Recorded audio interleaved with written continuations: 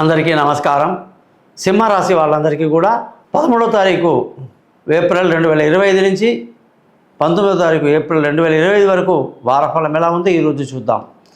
సింహరాశి వాళ్ళకి అష్టమంలో ఉన్నటువంటి సూర్యుడు ఇప్పుడు 9వ ఇంటికి మేషరాశిలోకి వచ్చాడు. ఇది ఎంత అమోఘంగా ఉందంటే, ఎంత గొప్పగా ఉందంటే, అత్యంత ప్రమాదకరమైనటువంటి పరిస్థితి. అష్టమంలో సూర్యుడు, శని, రాహు, బుధుడు, శుక్రుడు ఇంతమంది కూర్చున్నారు. చాలామంది సింహరాశి వాళ్ళు అల్లాడిపోయారనమాట. ఏం చేయాలో తెలియని పరిస్థితిలో ఉన్నారు. అటువంటి పరిస్థితి నుంచి సింహరాశి వాళ్ళకి శుభవార్త ఏంటంటే, మేషరాశి ఉచ్చస్థితిలోకి సూర్యుడు రావడం ఒక్కసారిగా సిచ్యువేషన్ మారిపోతుంది. అదృష్టం కలిసి వస్తుంది, భాగ్యం బాగా కలిసి వస్తుంది. దురదృష్టం నుంచి ఒక్కసారిగా అదృష్టంలోకి పడిపోతున్నారు. నష్టం ఊబిలో ఉన్న వాళ్ళు ఒక్కసారిగా లాభాల్లోకి వచ్చేస్తున్నారు. ఇక ఉద్యోగం ఊడిపోయింది, ఇక మానేశాను అనే వాళ్ళకి లేదు నీ ఉద్యోగం కంటిన్యూగా ఉంటుంది, నీకు ఎటువంటి ప్రమాదం లేదు, నువ్వు మంచి గొప్పవాడి అని చెప్పి మళ్ళీ పొగిడే స్థానం. ఎక్కడైతే అవమానం జరిగిందో అక్కడ మళ్ళీ గౌరవం అనేది సింహరాశి వాళ్ళకి 13వ తారీఖు తర్వాత అద్భుతంగా ఉంది అని చెప్పి ఎంతో అద్భుతంగా చెప్పొచ్చు. ఇటువంటి సంఘటనలు జరగడం వల్ల సింహరాశి వాళ్ళు ఎంతో ఆనందంగా గడుపుతారు, సంతోషంగా గడుపుతారు, విందులు వినోదాల్లో పాల్గొంటారు, అనేక మీటింగ్లో పాల్గొంటారు. ఈ వారమంతా ఆనందంగా గడుపుతారని చెప్పేసి మనం చక్కగా చెప్పాలి.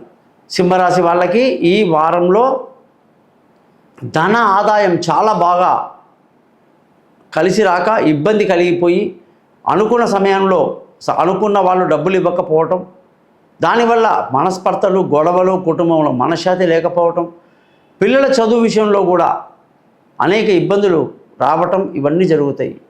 కాబట్టి వాళ్ళ చదువుల గురించి ఈ వారంలో తొందరపాటు నిర్ణయాలు తీసుకోవద్దు. కొంత సమయం తీసుకోండి, ఆగండి.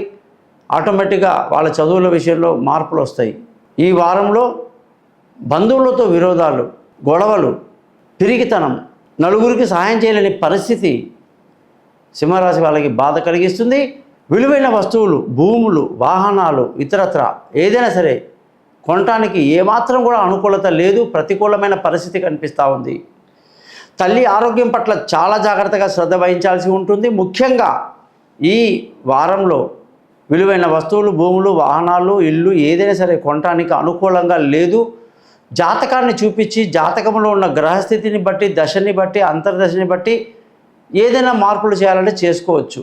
పిల్లల యొక్క చదువుల విషయంలో బాగా ఇంట్రెస్ట్ చూపిస్తారు. వాళ్ళ భవిష్యత్తు గురించి మంచి రచన చేస్తారు. వాళ్ళు విదేశాలకు వెళ్ళాలన్నా, మంచి కాలేజీలో చేరాలన్నా, స్కూల్లో చేరాలన్నా వాళ్ళకి తగినటువంటి ప్రోత్సాహాన్ని అందిస్తారు. మీ ఆలోచనలు అమల్లో పెడతారు. ప్రయాణాలు చాలా సుఖంగా ఉంటాయి. ముఖ్యంగా మీరు చేసే ఆలోచనలు చాలా పాజిటివ్గా ఉంటుంది.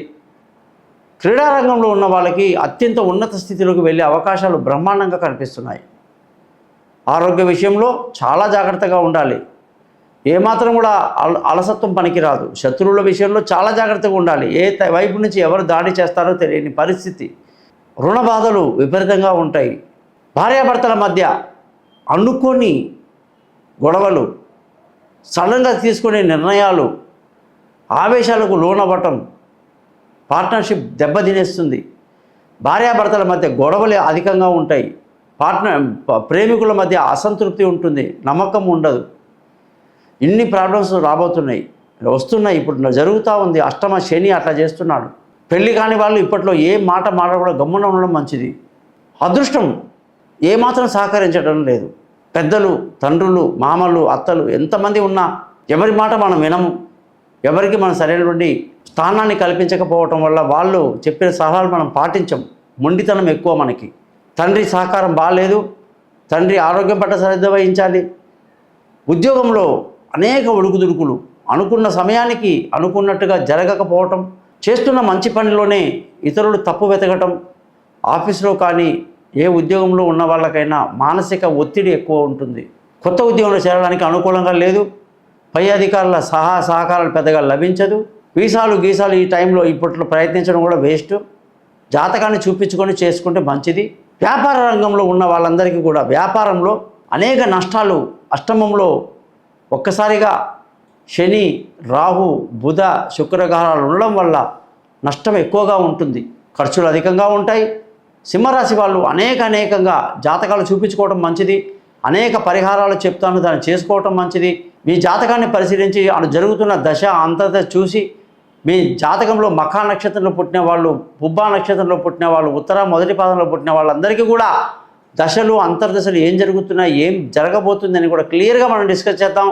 తప్పకుండా నన్ను కాంటాక్ట్ చేయండి. thesimpleastrologer.comని తప్పకుండా సబ్స్క్రైబ్ చేస్తారని ఆశిస్తూ సెలవు తీసుకుంటాను. గోపాలయ్య గారు.